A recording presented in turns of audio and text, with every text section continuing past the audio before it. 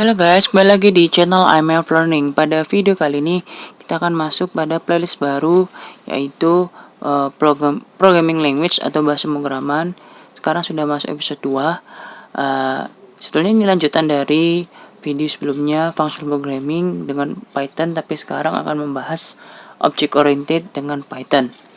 Oke, kita akan masuk pada proses selanjutnya, yaitu penjelasan terkait sedikit di kasus object oriented. Oke, pada tahap ini akan dijelaskan terkait sedikit kasusnya, yaitu akan ada bucket dan items. Nanti ada bucket berfungsi untuk memasukkan itemsnya. Nanti ada dua items, yaitu minicar dan laptop. Nah, setiap item tersebut akan ada info, yaitu color, unit. Kemudian item tersebut akan dimasukkan ke dalam bucket sesuai dengan jumlah unitnya. Jadi secara konsep itu akan ada kelas bucket dan kelas item seperti itu. Jangan lupa siapkan minumannya, kopi, teh. Untuk langkah selanjutnya yaitu membuat coding sederhana OP dengan Python. Oke, kita masuk pada tahap object oriented programming. Jadi di sini saya ada main.php, kemudian saya mengimport bucket ini dari file bucket.py. Kemudian saya menyiapkan array sebagai datanya, array nama, kemudian color dan unit. Kemudian ada array yang baru atau array yang lain, yaitu name new things, color new things, unit new things, dan isinya ada dua. Kemudian di sini ada inisiasi objek dari kelas bucket yang sudah diimport dari file bucket dan nama kelasnya itu bucket. Kemudian bikin objeknya, bug sama dengan bucket. Kemudian nilai array akan dimasukkan ke dalam kelas bucket. Oke, sini ada objek bucket dan fungsi dipanggil melalui objek bucket.addThing, terus diisi nama thingsnya atau nama itemnya, kemudian indeks berapa, kemudian color. Indeksnya akan mengikuti mulai dari 0. Jadi ini indeks 0, ini indeks 0, dan unit things indeks 0. Kemudian dicetak di bawah.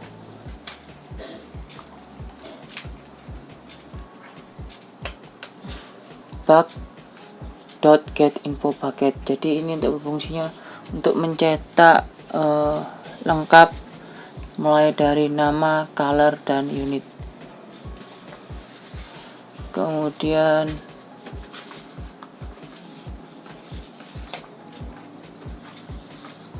ini akan mencetak array terbaru.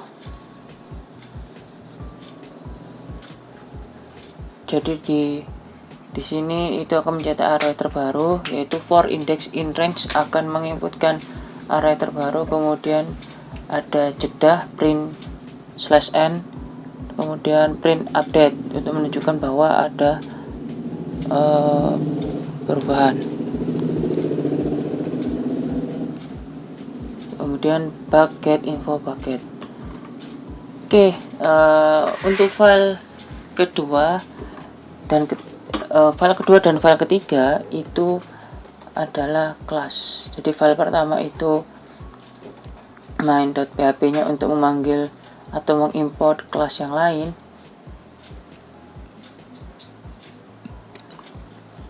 Oke, di sini ada kelas bucket, terus kelas bucket di extend dari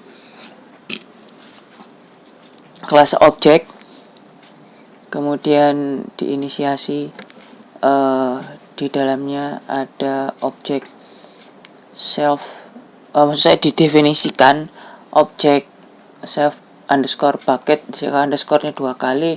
Di sini itu variabelnya private, jadi tidak bisa diakses atau digunakan di luar. Jadi bucket ini diinisiasinya array, didefinisikannya array. Kemudian bug filternya didefinisikan array juga, karena akan mengumpulkan item yang diberikan di dalam kelas bucket. Kemudian fungsi add things tadi ada name, color, unit. Kemudian nanti self underscore bucket append akan mengambil data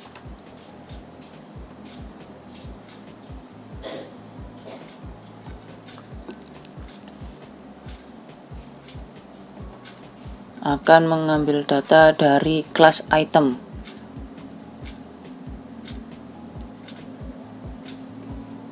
Jadi di kelas item nanti ada metode jadi menerapkan setter getter. Jadi di OOP itu setter getter sering diterapkan. Jadi setter itu untuk mengambil data, sedangkan getter itu untuk menampilkan data atau menampilkan variabel, baik itu primitive type atau non primitive type.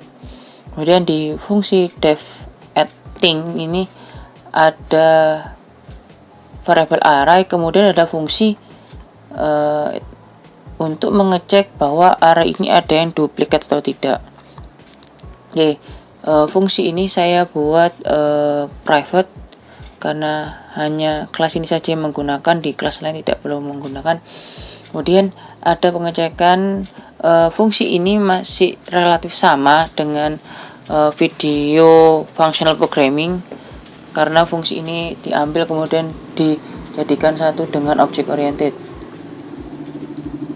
Bucket filter itu untuk menerima array atau items yang sudah difilter, sedangkan self dot underscore bucket duplikat itu untuk mengambil data duplikat.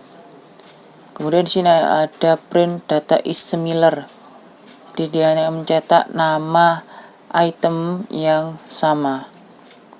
Kemudian get info bucket itu untuk ngeprint secara rapi atau menggunakan template supaya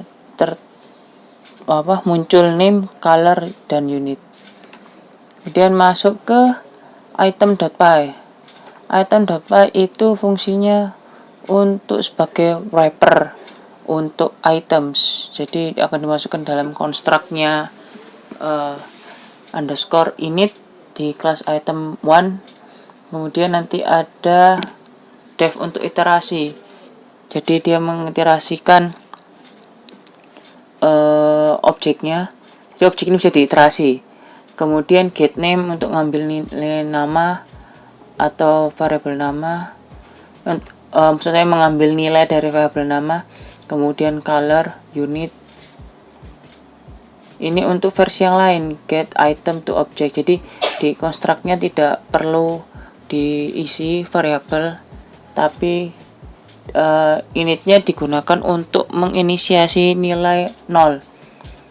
Jadi variabelnya kosong diisi string kosong atau nilai integer dengan 0. Nah, ini yang saya maksud sebagai penerapan setter getter. Ada set name, set color, set unit, kemudian get name, get color, get unit. Kemudian ini juga hampir sama untuk mencetak template-nya. Kedua hal ini di kelas atau object oriented sering digunakan, baik di menginputnya di lewat construct atau melewat function setter getter. Ini bisa diterapkan, keduanya bisa diterapkan, bisa digabung atau dipisah, tapi rekomendasi dari IMF Learning itu yang atas. Tapi jika konstruknya ini terlalu panjang, misalnya sampai 5, 10 atau 20, kami sarankan lebih baik pakai setter getter yang di sini. Nah, kelas item di dalam file item dan kelas bucket di dalam file bucket nantinya akan dipanggil ke main.php. Nah, di kelas bucket akan memanggil kelas item dari file item. Jadi di main.php itu hanya memanggil bucket saja.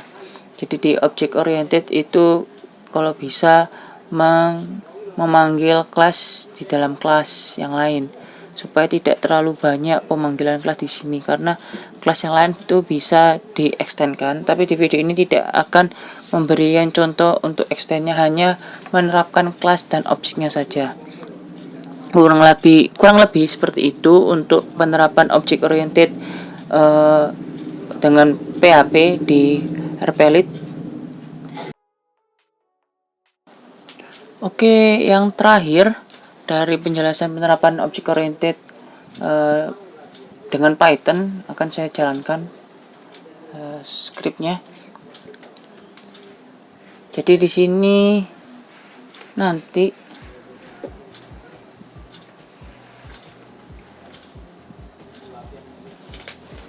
jika dijalankan ada data similar. Jadi laptop Lenovo AMD Ryzen 9 dan laptop Asus AMD Ryzen ada yang sama di datanya. Kemudian, nah kemungkinan di sini ada kesalahan pada coding, pada else-nya.